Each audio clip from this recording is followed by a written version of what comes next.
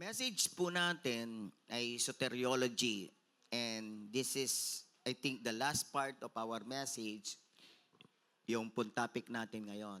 But this topic may extend to 4 Sundays.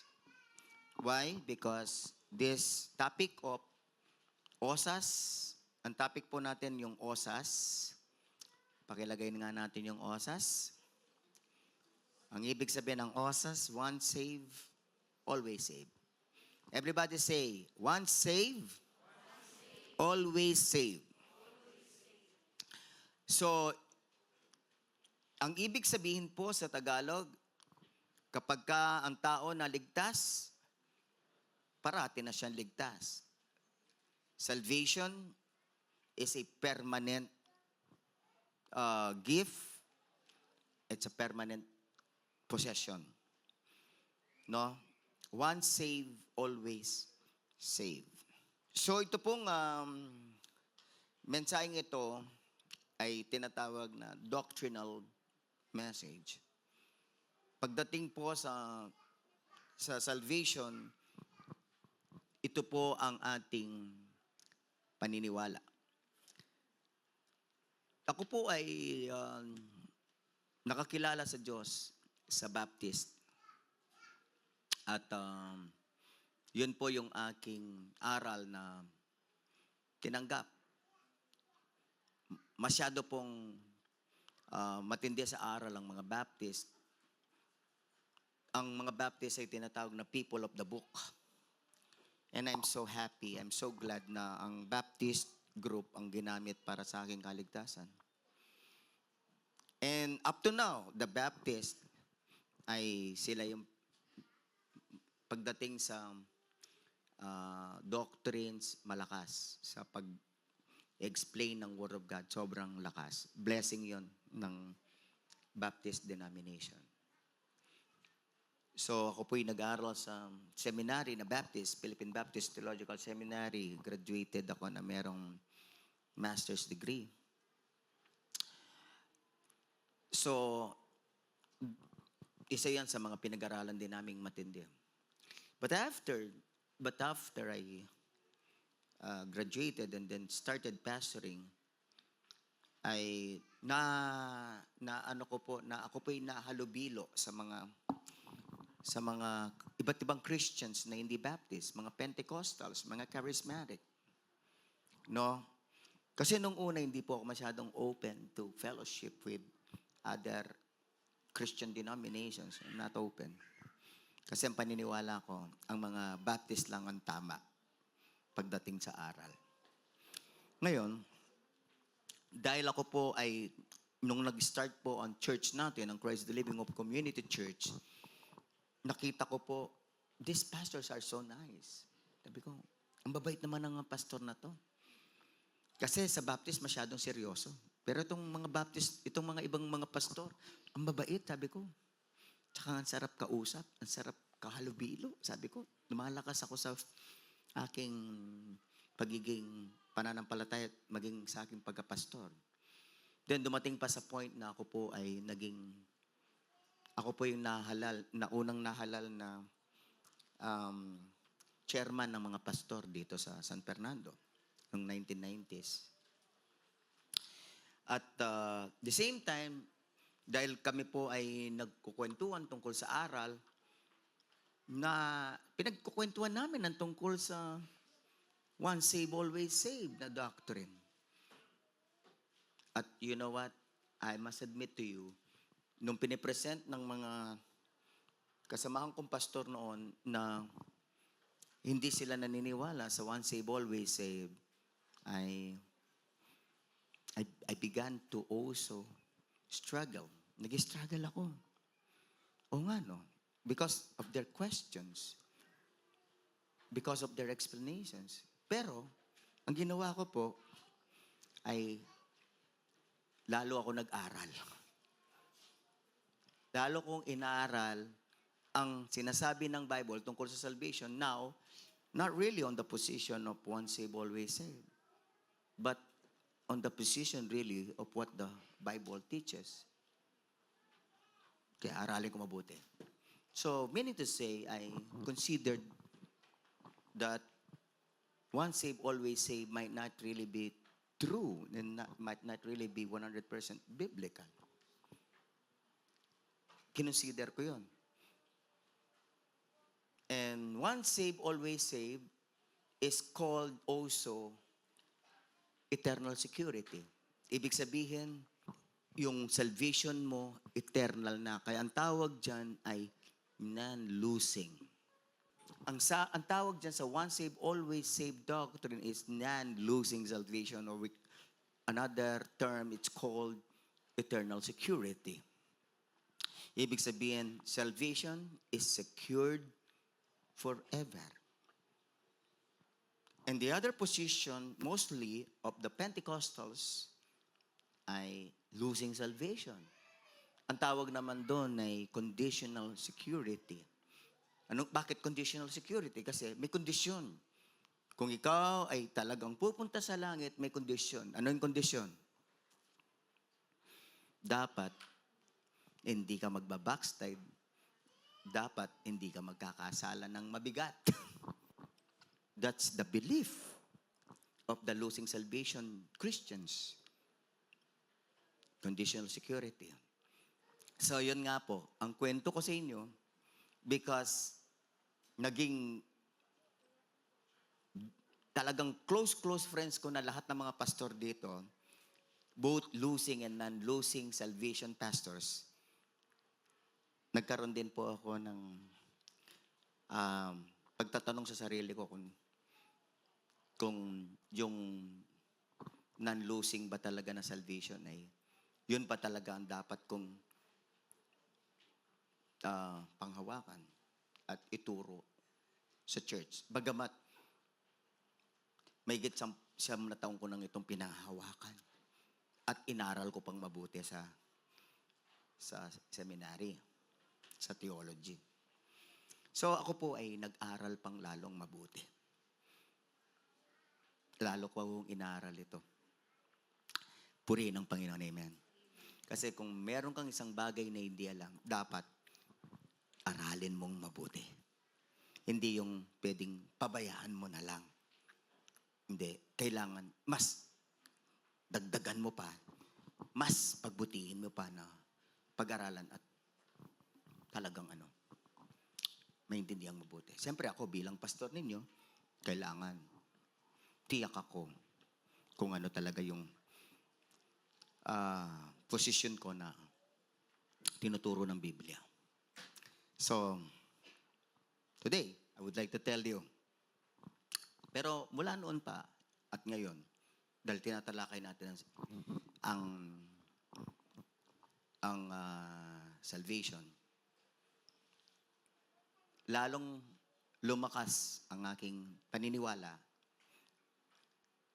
na muntik nang ma-shake pero ngayon unshakable na, that the Bible teaches non-losing salvation.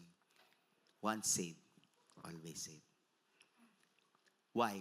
For 15 compelling biblical reasons. Na yung gusto kong i-share sa inyo, 15 compelling reasons to fully believe in OSAS. No. Amen? Let me start with John chapter 5, verse 24. From Jesus' mouth, from Jesus' teaching. Everybody read. 1, 2, 3, go read.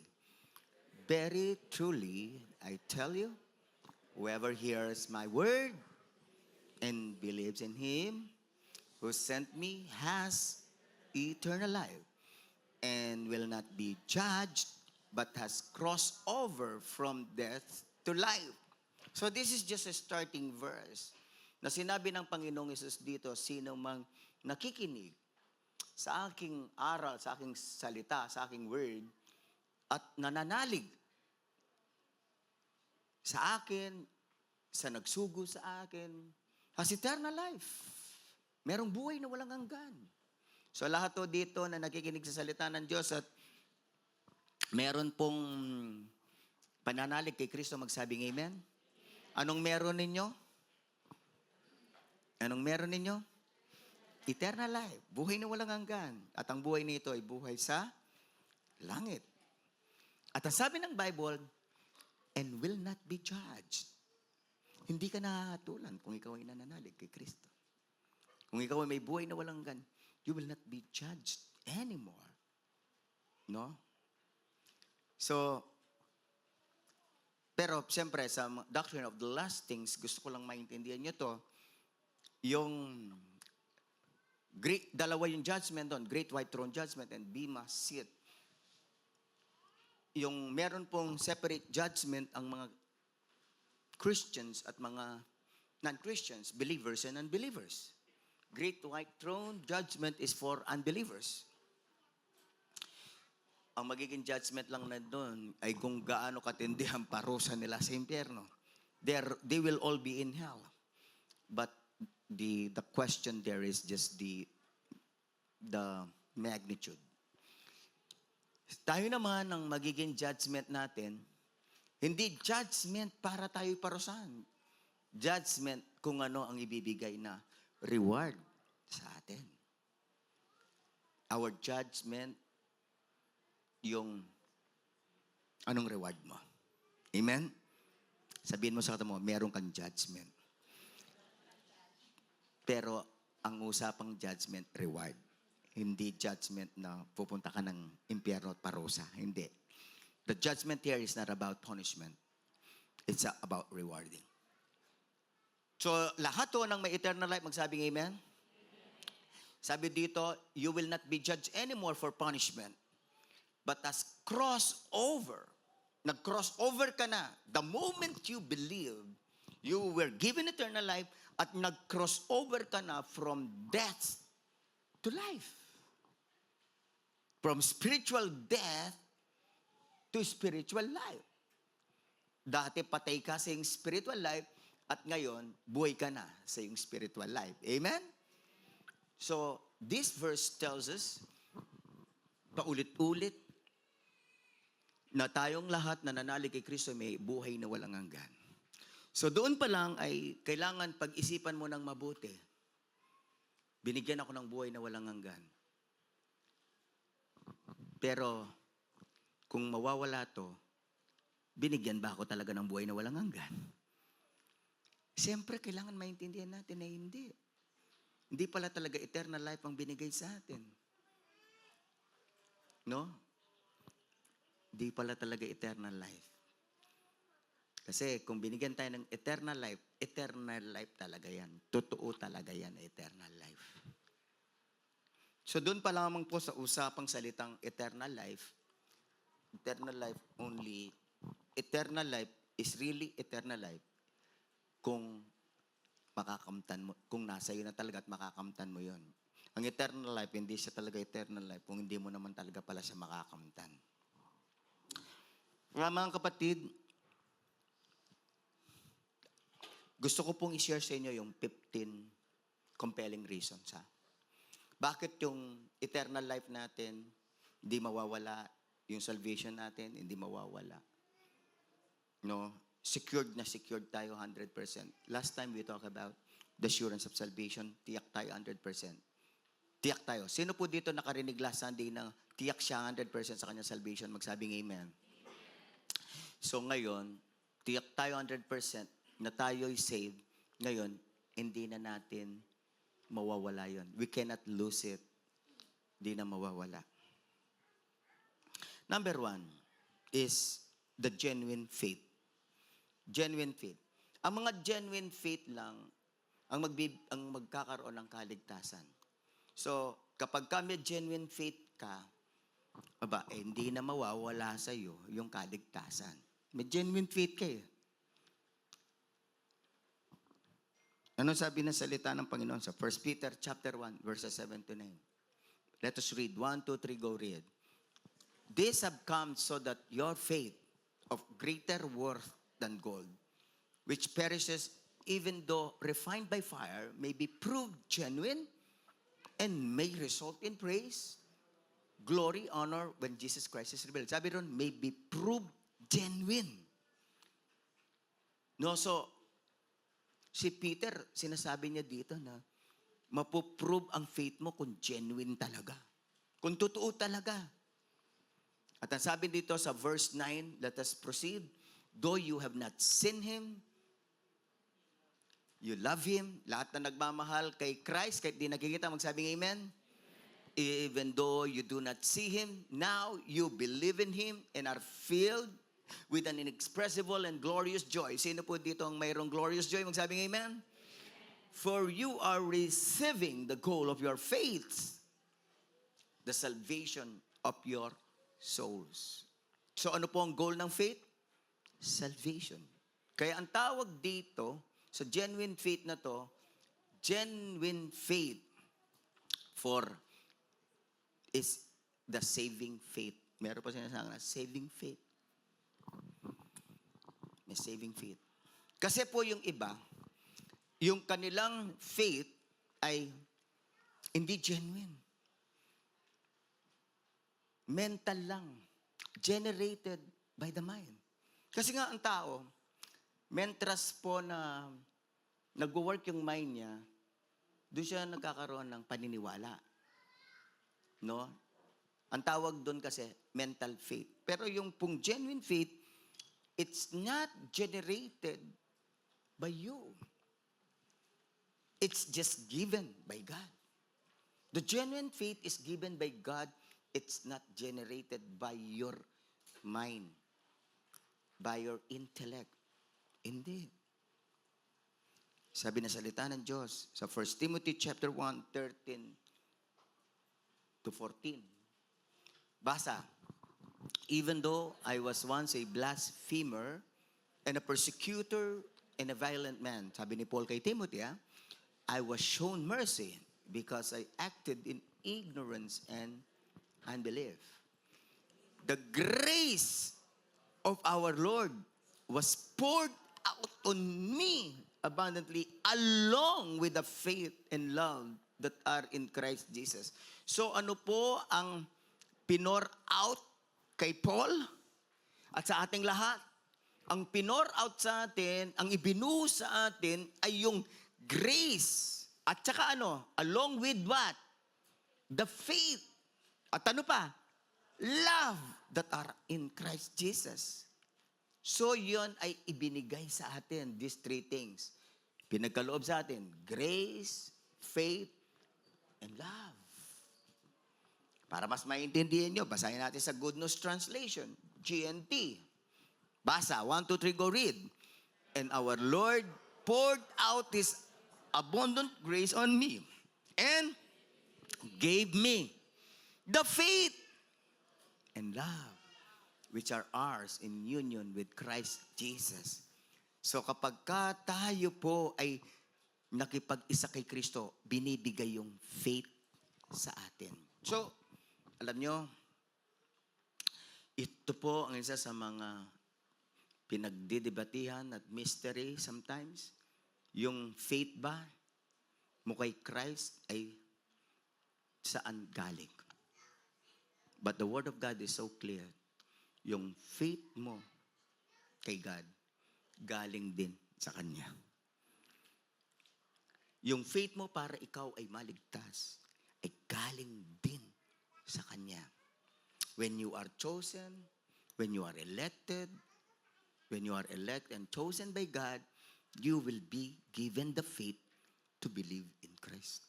You are given the faith na si Kristo ang salvation mo. Lahat na naintindihan yun, magsabing amen. Kaya usapan dito, pagka osas, genuine ba yung faith mo? Genuine ba?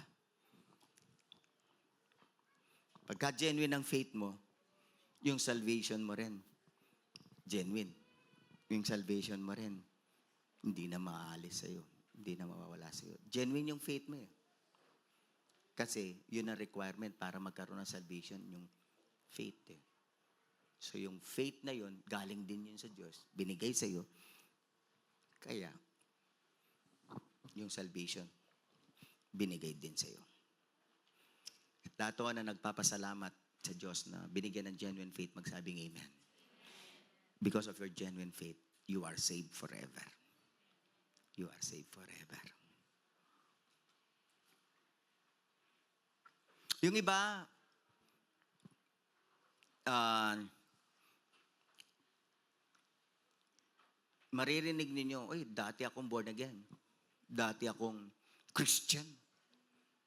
Pero ngayon, bumalik na ako sa reliyon ko. Yung iba sabihin nila, ay ako, nag-convert ako ng, ng Islam. Nag-convert ako ng Buddhism. Nag-convert ako ng iba reliyon. Kasi tinry ko na lahat yan. Tinry ko na yan. Tinry ko na yung protestante, tinry ko na yung iglesia, tinry ko na lahat. Born again na yan. Eh, nagpabaptize ako dyan. Di ba? Alam nyo, yung mga tao, talagang pagka-mental faith lang ang gumagana, ang titingnan lang niya kung ano yung nag-click na maganda sa kanya. Kunwari, ang pinaka-value ninyo, ano po yung pinaka-value ninyo? Value nyo po ba yung mabait? Kung ang value ninyo mabait, alam mo ba ninyo na may tatalo sa atin na mabait? Buddhist. Pero ang kabaitan hindi nagliligtas. Bakit? Kasi tinuturo doon ang virtue of kindness. Na ngayon sa buong mundo, yan ang pinapalaganap. Be kind, kindness, kindness. Siyempre, ang mga Kristiyano, binabago tayo ni Lord, nagiging mabait tayo. Pero hindi po yun ang kaligtasan natin. At saka alam natin, yung pagiging mabait natin, gawa ng Holy Spirit, hindi sariling gawa natin. Kaya mga kapatid ko, pwede ka magpalipat-lipat ng reliyon. Magpalipat-lipat ng simbahan, mag-Muslim. Pwede ka magpalipat-lipat pagka hindi genuine ang faith mo. Pero pagka genuine faith mo, malalaman mo yung totoo talaga. Amen? Malalaman mo. The Holy Spirit guiding you. The Bible. Yung Bible ang basihan mo. Sola, skriptura ka. Then the Holy Spirit is guiding you. Malalaman mo yung totoong pananampalataya. Kung ang mga kasama mo may totoong pananampalataya. May genuine faith. O mental faith lang yung sa kanila.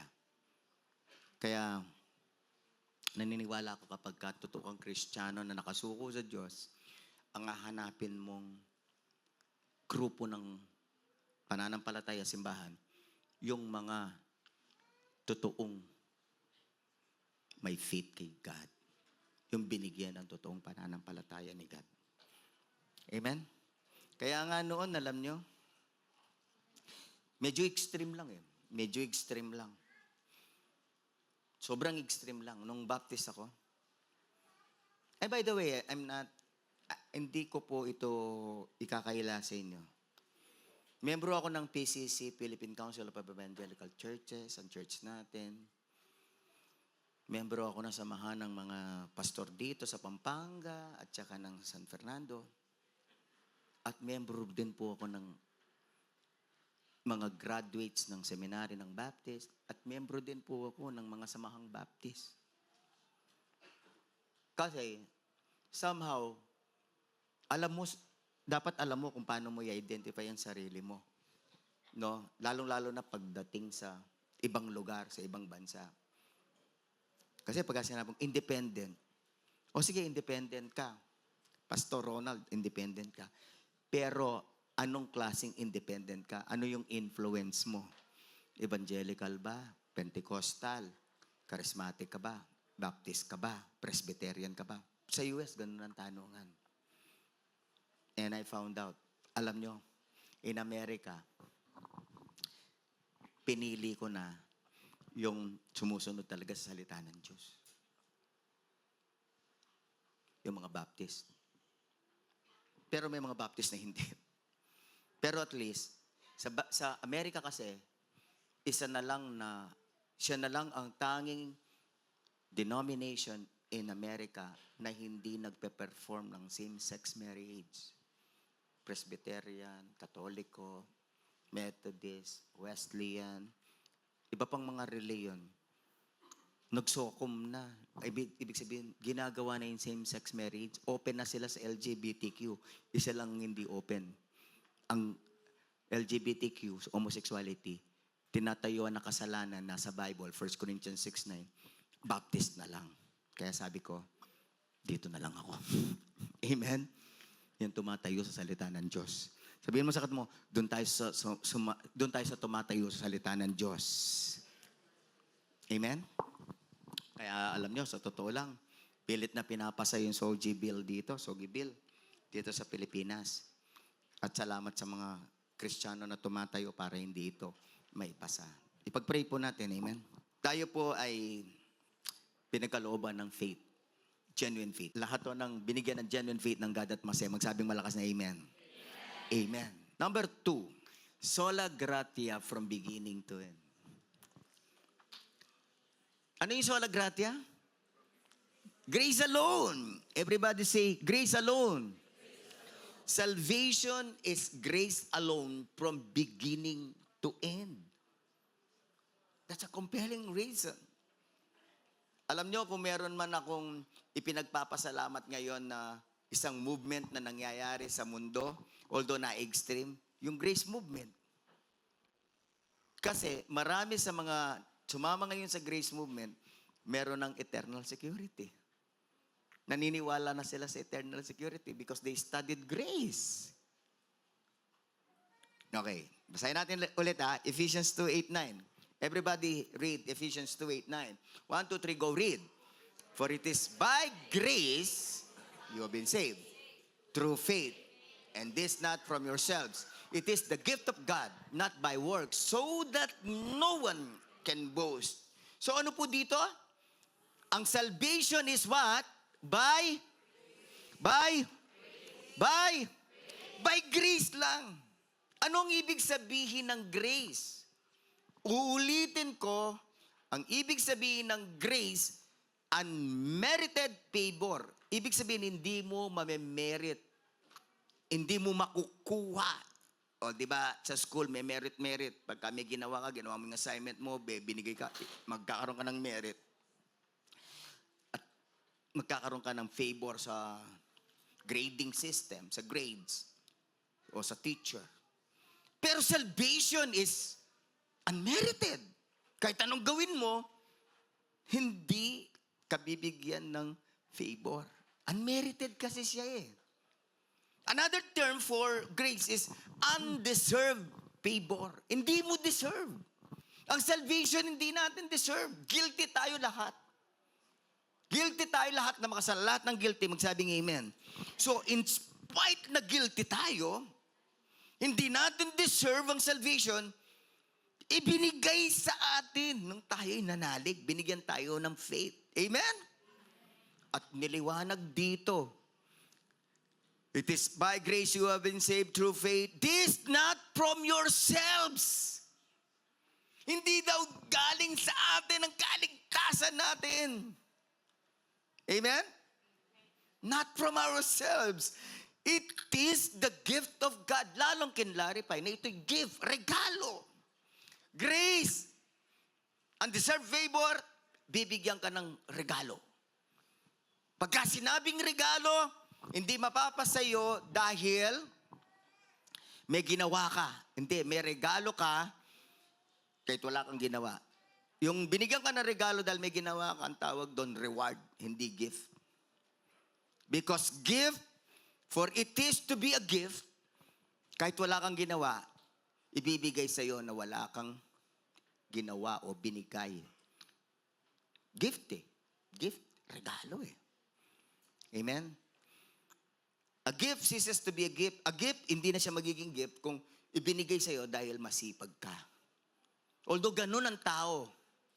Alam nyo, ang kokontra dito, yung kaisipan ng tao. Pero ang kaisipan ng tao at kaisipan ng Diyos at salita ng Diyos, malayo sa kaisipan ng tao. Amen? So grace. Ang salvation po, nung tanggapin natin, ay grace siya ni God. Di natin siya deserve. Binigay sa as a gift. No? From our gracious God. So ngayon, nung ibigay sa'yo yung gift, grace siya. Hindi mo siya deserve. Anong mangyayari? Hahawakan mo siya. Yung gift na yan, mananatili sa'yo kapag hindi ka nagkasala, ha? Ganun ang mga losing. Okay. This is salvation. Hawak mo yung salvation, binigay sa'yo. Nasa puso mo. Okay. Meron bang nakalagay sa Biblia na ikaw ang mag-iingat ng salvation mo? Na pagka hindi ka nagkasala, yan, sa'yo yan. Pero pagka nakasala ka, uy, kunin ko yan. Di ba? Miko, halika nga dito. Dito lang para maintindihan nila. Dito ka sa taas. Okay. Binigay sa'yo yung gift. Kunwari lang baka sabihin nyo, ako si God. Kunwari lang ako si God. Nico, dahil nanalig ka sa akin, bibigay ko sa'yo yung gift. And, Nico, kunin mo nga yung stand. Hindi, ayaw mo eh. Okay, sige, sunod ka na sunod. Kasi, takot ka, baka mawala yung gift di ba? Ngayon, Nico, bigay mo nga sa akin yung wallet mo. Wala. Yung iba, wallet lang di ba? Yung iba, wallet lang hinihingi na. Pahingin ng wallet mo. Di na may bigay yung wallet. Hindi mo binigay yung wallet, Nico. Okay na yan. Ganun ang isip ng tao. Pero alikod, di pa tayo tapos, Nico, Nico, kahit di mo binigay ang wallet mo, hindi mo naman deserve yung salvation na yan. Unmerited yan. Dahil sa akin, gracious ako Hindi dahil obedient ka, gracious ako Sa'yo yan forever. Amen? Kahit hindi mo pabigay sa akin ang wallet mo, Nico. Amen. Yung puso mo, yung crush mo, gusto mo bang ibigay sa akin? Wala daw siyang crush. Thank you. Palakpakan naman natin si Nico. Ay, nako. Yung iba, feeling nila, kapag nagkasala sila, wala na yung kaligtasan. Which we're going to debunk sa mga susunod na mga topics ko, I-debunk natin yun. Pero ngayon pa lang, sasabihin ko sa inyo, yung gift na binigay ni God sa iyo na eternal life, hindi na babawiin. Basahin nga natin ulit yung nakasulat sa Roma 11:29. Roma 11:29. Romans 11:29, the Word of God says, For God's gifts and His call are irrevocable. Di ba gift? Salvation is a gift. So kung hindi na binabawi ang salvation sa iyo, irrevocable, paano mawawala? Hindi na babawiin Irrevocable siya. Pakilagay mo nga sa Amplified. Maganda yan sa Amplified. Pakilagay nga sa Amplified, kapatid. Romans 11:29, Amplified version. I think. Ayan. Basahin natin. 1, 2, 3, go. Read. For God's gifts and His call are irrevocable. He never withdraws them when once they are given. And He does not change His mind about those to whom He gives His grace or to whom He sends His call. Sa Tagalog, He never withdraws. Hindi na niya i-withdraw. Di ba, alam niyo yung withdraw?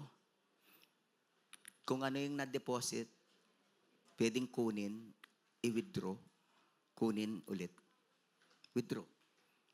Pero sabi rito, He never withdraws. God never withdraws. Sabihin natin lahat, God never withdraws.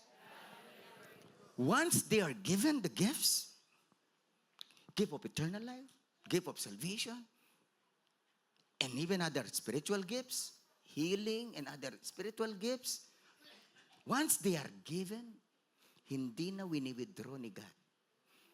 And He does not change His mind. Hindi siya nagbabago ng isip sa'yo. Kahit ikaw, pabago-bago ka ng isip, at pagbago-bago ng ugali, hindi consistent, pero si Lord hindi nagbabago ng isip. Kabinigay niya, binigay na niya. Amen? Binigay na niya, sa'yo na yan forever. So mga kapatid ko po, gusto ko pong maintindihan ninyo. If there is one thing that we should understand about grace, connected to salvation, hindi natin deserve yan eh. Hindi natin deserve yan. Binigay niya. Ngayon, umpisa, grace. Anong masasabi niyo ngayon sa mga tao na naniniwala na kapag ka, Christian na naniniwala na kapag ka nagkasala, babawi ng gift? Ibig sabihin, hindi na grace ang salvation. Nagiging by works na siya. Once it is given as a grace, now, condition, susunod ka, condition, di ka magkakasala, which is wala namang makakagawa. By the way, sino po dito magsasabing magagawa niyang hindi siya nagkakasala? Pwede mo bang magtaas ng kamay? Wala namang makakagawa. Sabi nga ni John MacArthur, one of my favorite Bible teachers, kung naniniwala ako sa losing salvation, sasabihin ko na, sabi niya, wala na rin yung salvation ko. Wala na rin akong salvation ngayon. Kasi nagkakasala din ako pa. Sabi niya. Kaya ito po yung isang compelling reason, biblical reason, why we do not lose salvation. Amen? Kasi hindi ka naman darating sa point na hindi ka magkakasala dito sa buhay. Buhay dito sa mundo. Lalong-lalo na ito pong panahon ng internet. Sino po dito ang nag-i-internet, nagso-social media, nagti-TikTok, nagpe-Facebook, nag-Google, nag-YouTube? Magsabing amen. Yung hindi nag-amen, tinatago mo lang, di ba? Sino po dito magsasabi sa akin na pagka nagpe-Facebook, hindi nagkakasala? Pagka nagso-social media kayo, kailanman hindi pa kayo nagkasala? Magtaas ng kamay. Wala rin naman. Ay, nako, ngayon pong panahon ng internet, Facebook, ang daming kasalanan. Lalong dumami ang kasalanan. Yan ang sinabi, fulfillment na sinabi ng Diyos na pagdating ng last days, lalong dadami, magiging multitude ang source of sin. Kasi ang diablo, scheme niya, na dito sa social media, dito sa cellphone natin, madaming kasalanan. Amen? Palagay ninyo, hindi ba kasalanan yung mga tana? Tok na nga mo ni cellphone. Uri nga, nakalila pa eh.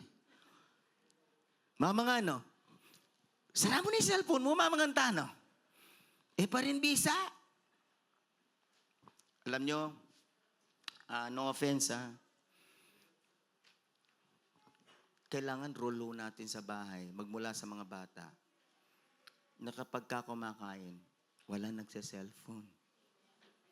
Kasi kapag ka hindi nyo tinuro ito sa anak nyo at hindi nyo rin pinangatawanan ito, magulang, habang kumakain kayo, nandyan ang cellphone, nang ibig sabihin nun, hindi importante yung mga nakapaligid sa inyo.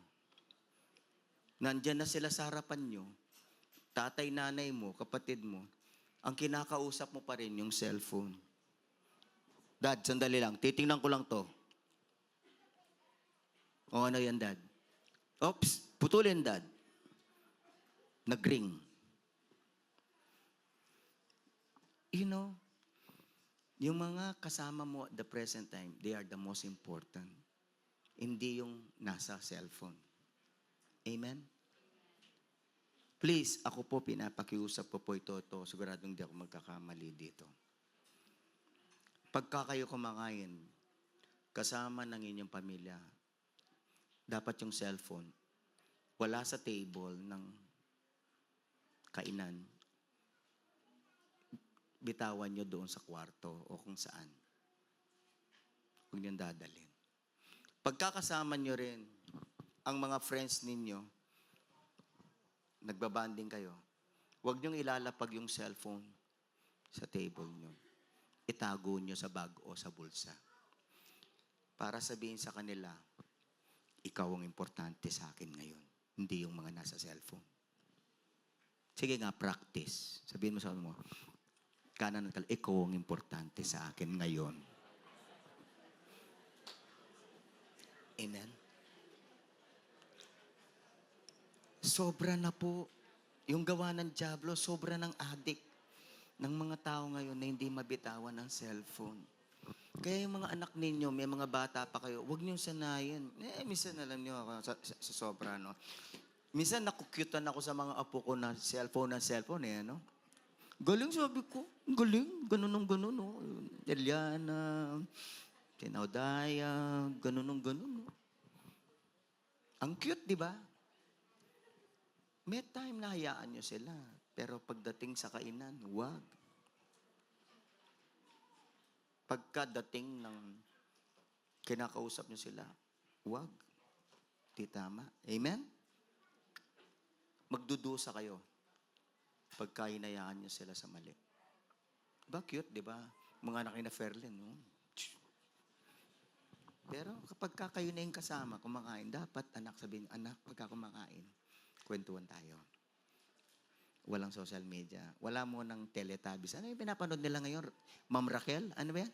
Ma'am Rochelle? Ano? Rachel? Si Ma'am Rachel na yung best friend ng lahat ng bata ngayon eh. Di ba?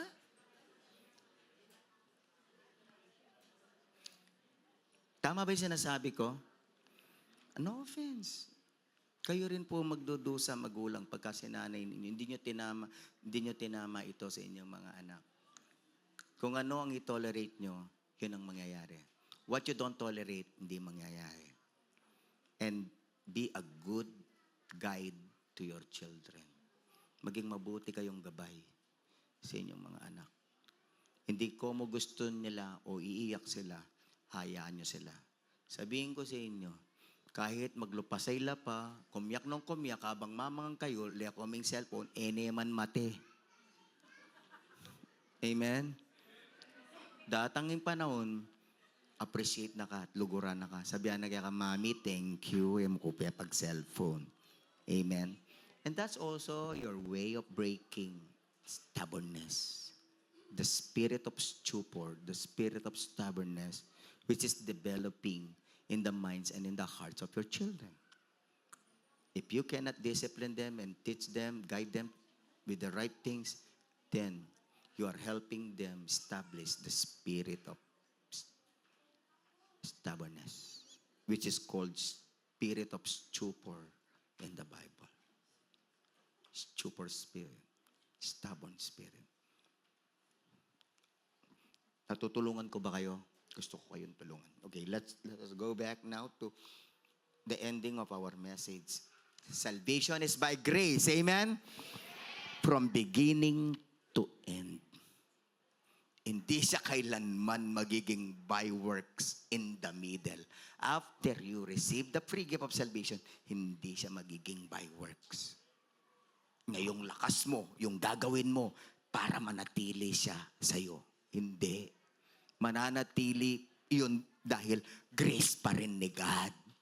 Gift pa rin yun sa'yo ni God. Amen?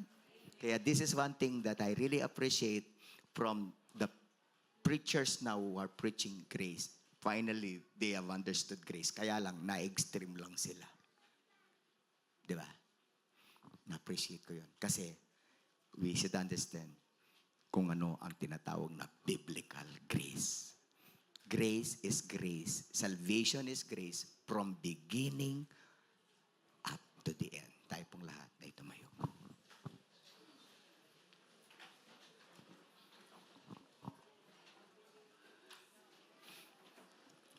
Sino po dito na-appreciate ang mga salita ng Diyos, ang teaching na to, magsabing amen.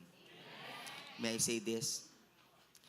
Hindi ibig sabihin, salvation is grace from beginning to end. Libre ka ng mag-disobey. Okay lang na mag-disobey. No, this is not the message. Yan kasi ang kinatatakutan ng mga Pentecostal. Baka hindi raw maging obedient kay God. No. Pagka lumakas ang grace, lalong magiging obedient ang mga Christian. By God's grace, we will be more obedient to God. Amen. At ang kantang ito, ang ganda.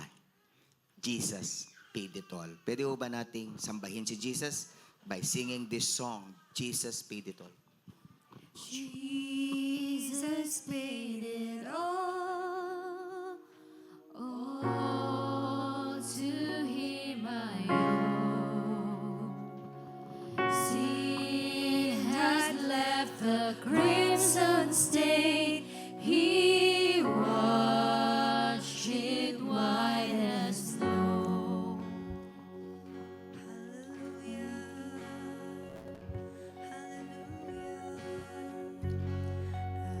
I hear the Savior Say, my strength indeed is small.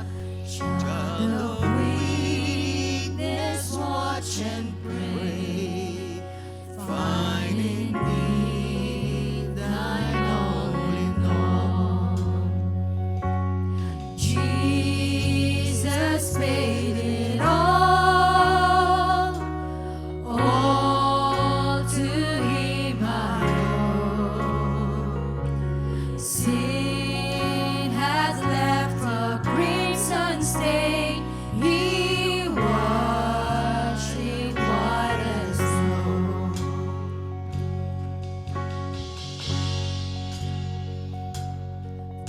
For nothing good have I were by thy grace to claim.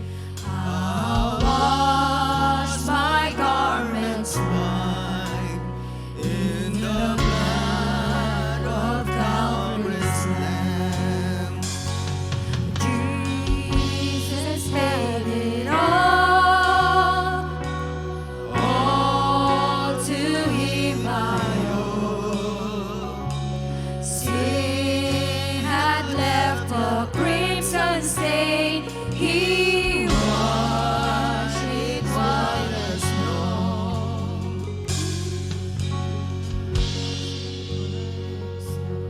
Now complete in Thee, Our robe is righteousness, no shelter need His side.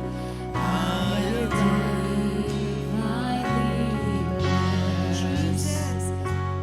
Jesus paid it all to Him I owe. Sin had left a crimson stain, He washed it white as snow. Jesus paid it all. Lahat ng kasalanan natin, binayaran na ng Panginoong Yesus sa kanyang kamatayan sa krus. Amen? Hindi lang yung past ang binayaran niya, hindi lang yung present, pati yung future. Binayaran na niya lahat. Amen? So don't worry about sinning in the future. Pero pagka sinasabi kong don't worry about sinning in the future, you're not going to lose your salvation, hindi yung lisensya para magkasala. Ang sinasabi ko, there is no more fear na mawawalan tayo ng salvation. Grace, binigay na sa ating lahat. Amen. Sa inyo po mga bisita namin, binigyan na kayo ng grace ng eternal life ni God. It's yours and it's forever yours. Amen. Pwede po ba natin ipag-pray mga bisita natin? Pag-pray natin mga bisita natin. Salamat, nandito sila, Lord. Lord Jesus, maraming salamat po Naintindihan nila ang words ninyo sa John 3:16. Salamat po, they received you in their hearts, they fully believe in you. And today, we pray na mabubuksan ang kanilang spiritual eyes at lalo nilang maintindihan ang Word of God sa kanilang buhay. They will hunger for your words and they will understand your words. At sila'y mababago, at sila'y mabibless. Salamat po. I-bless ninyo ang kanilang faith at kung ano man ang kailangan nila, problema nila, miracle na need nila, please, kayo po ang magbibigay nun, Lord Jesus. Thank you po na sila ay bago naming kapatiran kay Kristo at pinagpe-pray namin na mag-grow sila spiritually. Bless nyo rin ang kanilang buong pamilya. I-save nyo rin ang kanilang buong pamilya. Thank you, Lord. In Jesus' name, amen. Taas po natin ang ating kamay. Number 6, 24-26. The Lord bless you. Bless your mind, bless your heart, bless your health, bless your family. The Lord keep you. Protect you from the evil one. Protect you from MPAX. Amen. From COVID. The Lord make His face shine upon you and be gracious to you. You will succeed in life.